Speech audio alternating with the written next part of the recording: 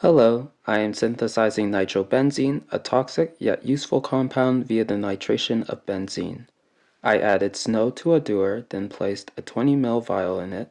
Then I added 6 ml of concentrated nitric acid and subsequently added 7 ml of concentrated sulfuric acid to make the nitrating agent.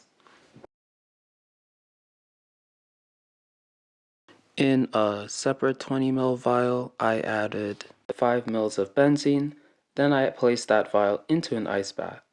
I then added a stir bar, and then added the nitrating agent dropwise, whilst making sure the temperature did not rise over 5 degrees Celsius.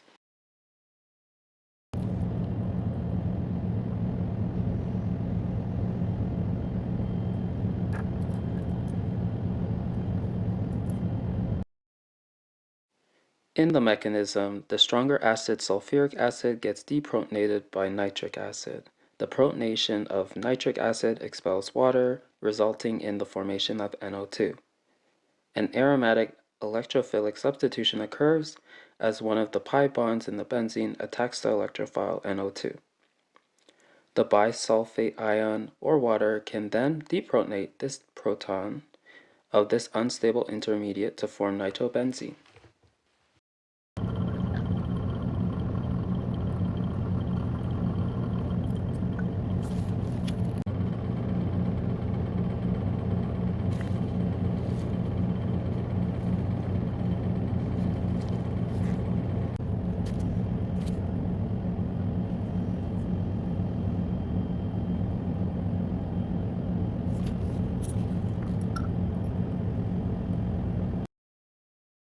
I wanted to keep the reaction below 35 degrees to prevent the formation of di or trinitrobenzene, so I added the nitrating agent dropwise in several portions, checking the temperature each time.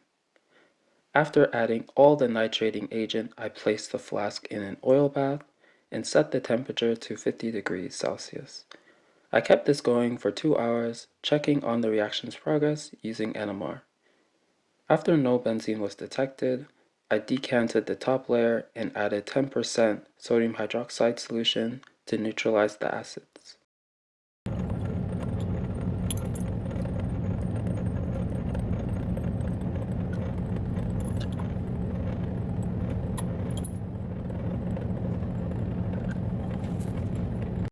The layers can be separated using a separatory funnel.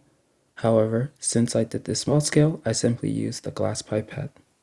I used magnesium sulfate as a drying agent, and I added enough until it formed a powdered cake on the bottom of the vial.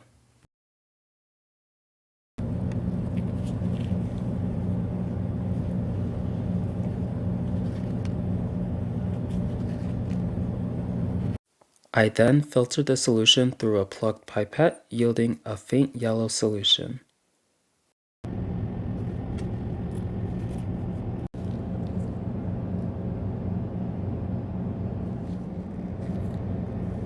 This is the proton NMR of the top layer of the reaction after heating for 2 hours.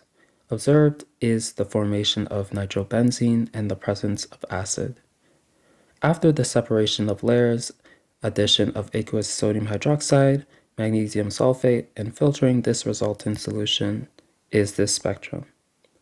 Observed in the proton spectrum, the aromatic signals of nitrobenzene, but I also detected dinitrobenzene, specifically 1,3-dinitrobenzene, which makes sense since NO2 groups are metadirectors.